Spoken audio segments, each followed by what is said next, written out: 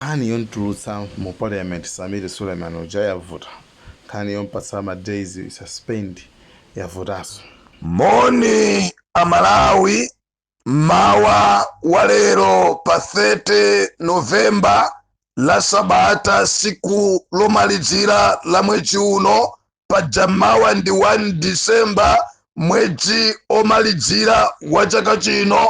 Ine ndi game changer Mutoro kapena kuti chikuni cha ushindi maopa wina aliyense. Mundilole abale ndi alongo kwina kulikonse kumene muli ndiyambe ndi mawu achilimbikitso omwe achokera m'buku lopatulika. Mawu a Mulungu akunena kuti ndamva kulira kwako, ndaona misozi yako, atero Yehova. Ndipo baibulo langa likunena ku buku la Masalimo 97 kuti iye wakumpasa munthu makutu kuti adzimva, iyeyo sikuti ndogontha amamvesera ndipo wamva kulira kwathu. Iye amene amampasa munthu maso kuti adzipenya sikuti ndiosapenya amapenya ndipo waona mavuto athu. Mawu a Mulungu akunena kuti mdima ukachuluka ndekuti kukucha, inutu ku Kanaani mukafika nditu. Ndibwereje mawu amene ndakhala ndikunena ndi amene ndakhala ndikuyimapo kunena kuti Mulungu akumudza Mose, usawope, usachite mantha, usabwerere mbuyo, usawope mimbadzi, usawope kukula mitu, kukula mphunoku, usawope kuti ati amavala zipewa ku palamenti ndi zovala za boma zimazija na akazi agotani harawa akadzombowa ndi aja mapedza kwakuti kwakutaja. Osawopa zidzungu kapena wakwera galimoto ya mbendera ya inu Amalawi mfumu dzawaonanso amenewa. Baibulo likunena kuti Mose ndi ana anga a Israeli, kunena kwina Mose ndi anthu anga zipitanibe chisogolo chifukwa Aigupto mwaonawa, Farao ndi asitikali ake mwaonawa, simudzawaonanso chifukwa Yehova adza kumenyerani nkhondo inu mutakhala chete. Remember, Yehova akutero kuti ndikafuna kumenya nkhondo ine ndimayimenya mwachipasulo. Therefore I prophesy kwa inu nonse Malawi kuti MCP muiwonayi simudzayionanso. Agotani hara apanga matama wa asarani myezi 10 achakwera akupanga matama nkumadzimva nkumayankhula mbwererawa asalani myezi 10. Awa nduna zakupha zokha pantudzi zasalani myezi 10 simudzadzionanso, atero Yehova wa makamu. Yehova waona magazi a Malawi amene takhapidwa pa ground ipa. Yehova waona kulira kwa Malawi amene aluza miyoyo yawo chifukwa cha boma ili kuphedwa, kukhapidwa, kuchunchidwa, kufa chifukwa chosowa magwala. Yehova wamva mavuto anthu anjala ambiri amwalira ku Blantyre kumpoto kuti pena paliponse facha kusowa kwa chakudya chifukwa cha kulephera kwa usogoleri umene tili nawo. Atero Ambuye simudzamuonanso Farao akulamuliranso, simudzamuonanso Farao ndi asitikali ake, pakuti Yehova akumenyerani nkhondo mphindi za salazi masiku asalawa. Amalawi mugwire mawu amenewa. Choyamba ndinene wosawopa, osabwerera mbuyo, osakhala chete, inu achimwendo, inu ankaka, inu agotani, inu akazombo ndi tate wanu achakwera. Dziwani Malawi siti kuopa, Malawi siti kunjenjemera, ndipo ndi voti yathu mothandizidwa ndi mkono wake wa Yehova ndi masamu akumwamba. No matter what, muli ni maplano kubera zisankho, muli ni maplano osiyanasiyana. Amalawi osawopa iyayi. Ndimawerenga mawu usiku apitawo something past 12. Mawu a Mulungu akunena kuti anazipusisa nzeru za dziko lapansi kuti kudziwike kuti iye ndi Yehova wa makamu. Nzeru zobera chisankho Malawi akulira, amwemverani. Nzeru zakubera zisankho Amalawi ali ndi zilema zokhapidwa ndi boma ili, Ambuye mverani. nzeru zofuna kubera zitsango. Malawi akulephera kugula fertilizer wadula, Malawi akufa ndi njala. Ambuye mverani. Nzeru zakufuna kubera zitsango kuti apitirize kuononga dziko lino. Forex kulibeko zinthu zitanyansa. Ambuye mverani. Nzeru zobera zitsango, Malawi akufa ndi njala kumadya chitedze. Mulungu mulolere ziteke nzeru zimenezi. No. Ambuye, hear your people. Nzeru zofuna kubera zitsango pamene mzipatala mankhwala mulibe. No. May God remember his people. Ine ndi game changer chikuni cha ushi. Ndimafuna ndiyambe ndi mawu amenewa so nditsimikizire nzika za dziko lino kunena kuti pamene Mulungu akugwira ntchito yombula dziko lino, tisakhale chete, tisakhale pansi, tigwirane manja, tipite pa ground, timenye nkhondo, tipulumuke, ndipo tipulumukadi. Ndatero koyambirira. Chinthu chachiwiri ndimafuna ndiwauze akazombo, ndiwauze Gotani Hara ndi timu yawo yonse, kaya kuli first deputy speaker, kaya kuli second deputy speaker, kaya kuli ndani. Let me warn you, Malawi simumukwanisa. Ngakhale mutawapondereza makama MP a opposition kuti asamayankhule, kuchita kuyika listi pa mapepala anu kuti Samia Suleiman kaya ndi akuti osakalola kuti ayankhule. Pangani zimenezo. Ngakhale mutapangana kuti muzikayankhula nokha MCP, do that. Chifukwa voti sichitikira ku parliament, voti sichitikira m'manyumba mwanu, voti sichitikira kwa ayaya anu, komanso sikuti mukamakambirana nokha. Ife Amalawi tisiya kugona ndi njala, sikuti mukatulusa Samia Suleiman mafuta apedzeka, mafuta achipa, sikuti mukabana opposition, ndiye kuti kwacha ikwera kapena zinthu zisika mdziko lino, sikuti mukatibanira anyamatatu a opposition, ndiye kuti no umbava umene mwaupanga ndalamazo muzibwedza, sikuti mukabana ma MP atu a opposition, ndiye kuti dziko lino democracy muibwedzera.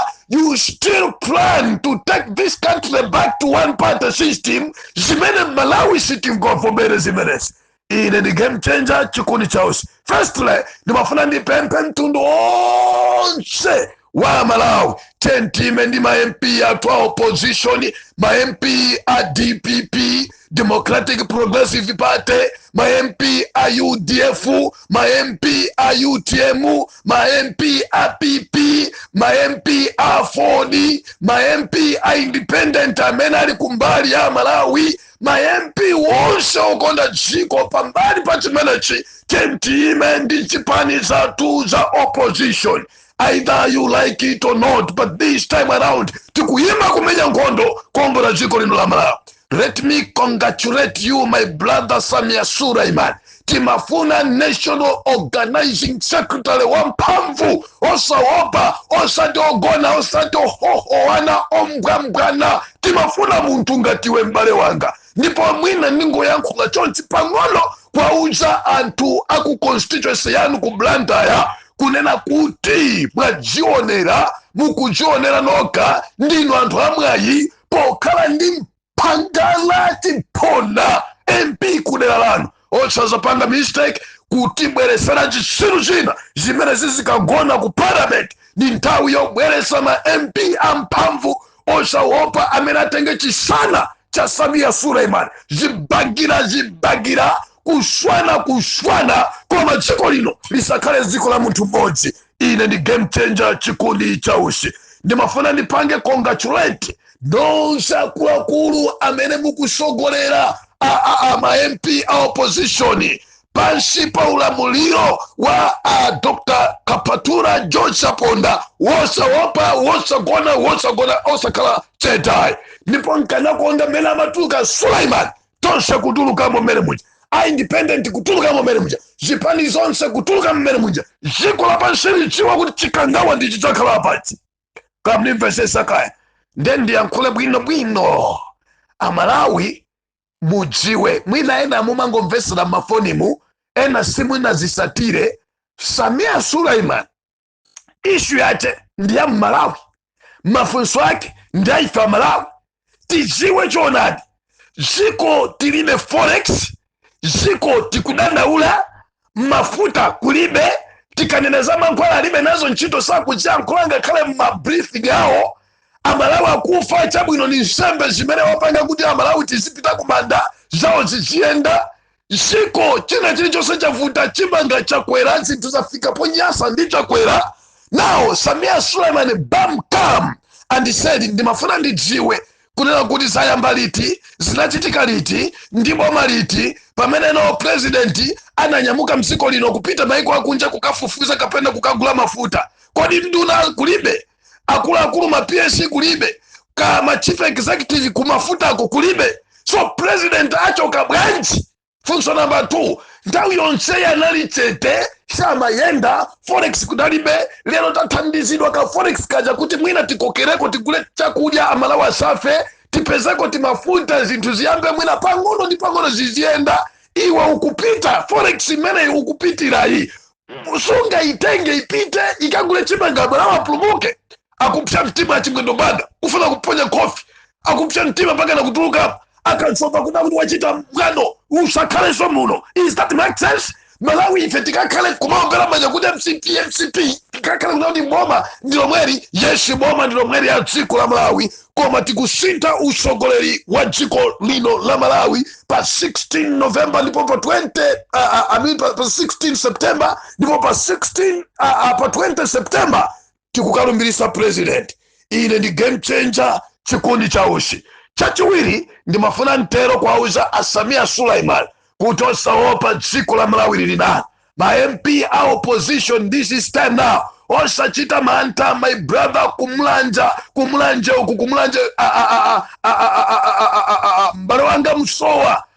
Ndimafuna ndikushimikizira ntchito imene mukugwira tikuiona. Osaopa, osachita manta ma MP nonse a opposition tima kunyadira ni kwambiri. Ndipo tilinanu limodzi zimene mukupanga mu parliament. We also wait for you kuti together outside we can also fight pa ground pansewu. Osachita mantha. Ine ni game changer chikundi cha ushi. Amalawi ndiyambe ni mawawo. Achakwera ajiwani pitani tindama timene no tathandizidwato mukatike maiko akunja, mukaendere nyumba zanu ku Dubai, mukasangalale kumeneko, mukajambulise, mukakwere njinga, mutenge ndrama zomwe agawire atu amene muyende nawo. Koma remember nthawi yanu yatha, andi wakusheka ni makutuyo ndi Mulungu, akukunamizaniwo, akupesana, kumalizaniponi. Andi ndinu president ovuta wosamva tinganene kunena kwina kuti kasiti kujiwa kuti kubadwa kwanu kunali kotani, kukula kwanu kunali kotani, munali munthu wokumva koma munthu woti mwina sindikudziwa kodi kumpingo kuja anali maitanidweni koma, kodi tinene kuti no kupemphera kuja kunali kolondolani koma, kodi tinene kuti zaka zochuluka zonsezi munalibe pansi pa Ambuye kapena munagwa. I don't know. Chifukwa Bible langa likundishimikizira kuti m'busa wabwino amamvesera namaona ndi kuthandiza mavuto a mbumba yake. So I don't know what kind of pastor inu kuti munali mtundu wa munthu uti achakwera. So anyway, ndimafuna ndiliuze dziko la Malawi kuti posachedwa apa zipani za opposition zinakonza ma demonstration and kunabwera zigawenga ma demonstration ya atalesedwa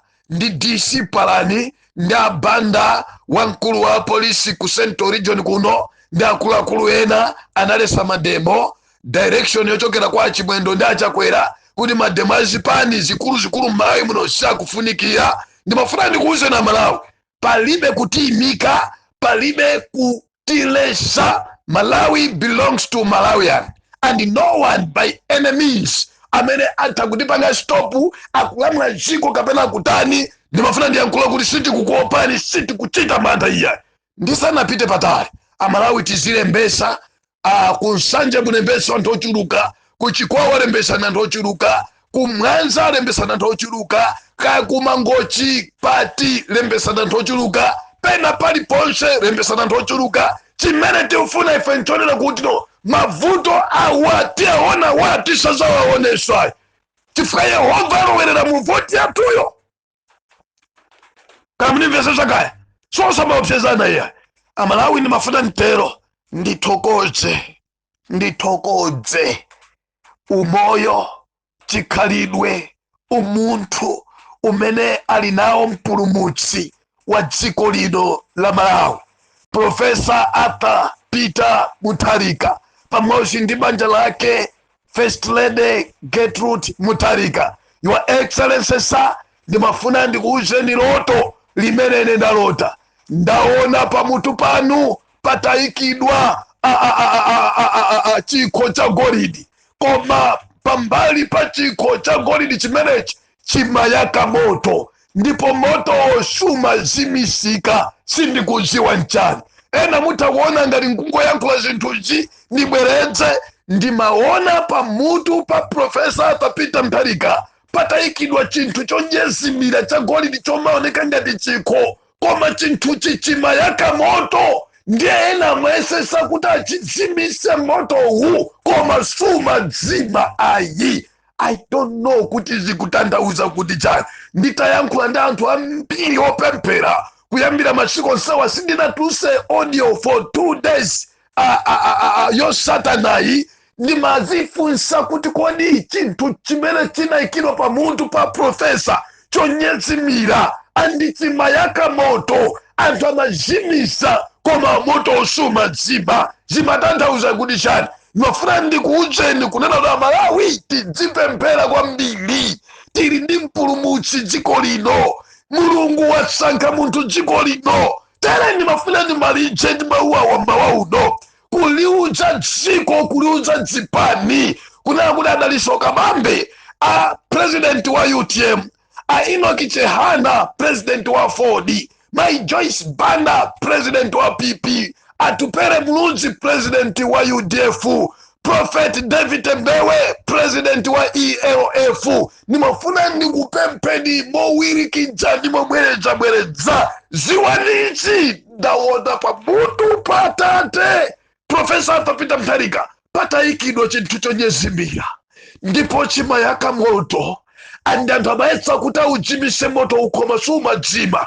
Munthu imene amauthira madzi moto pa chinthu chonyezimira chooneka kuti chinali ngati gold, ndi pamene moto umapita ndi kuonekera patali, komanso kuwunikira malo wonse amene mkulu yanakhala. Mukuyenereka musamale kwambiri, ndipo wonse amene amalimbana ndi ozozedwa wake wa Yehova onse amathera munsewu. Ndimafuna ndiyankhule Davide ndi Davide, ndipo adzakhala Davide.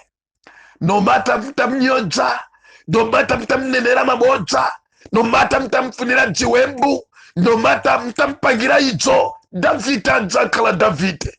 Mulungu akumuwuza Samueli, uzipita, pakuti nkhope zako awaonawa nthawi yawo sidakwane.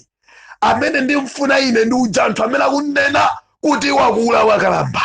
Amene ndikumufuna ine ndi uja anthu amene akunena kuti samveka bwinobwino akamayankhula. But that man ndi osankhidwa, ali ndi nzeru zakumwamba, nzeru zakusukulu, nzeru za umunthu, nzeru za ukholo, nzeru zokhwima, nzeru zokonzera dziko. Atero Yehova wamakamu. Ine ndi game changer, chikundi chausi, chenjezo kuzipani zonse za opposition. Tigwirane manja. Wina aliyense amene azimve kuti ine ndiyenda ndekha, Amalawi kwakonzedwa plan kwa MCP kuti zipani zisasakanikirane, ndicho linga choda kuti abere bwino. Ndeni mafuna ndiyankhule chipani chonse chimene muchione kunja, chimene chikhale ndi matukutuku, ziwani kuti chapasidwa ndalama kuti chisakhale nawo mgwirizano. Cholinga Malawi mupitire kuzunzika. Ine ndi game changer, chikundi chausi, ndibweranso posachedwa apa. Zikomo. Like, share, Malawian cameras, right.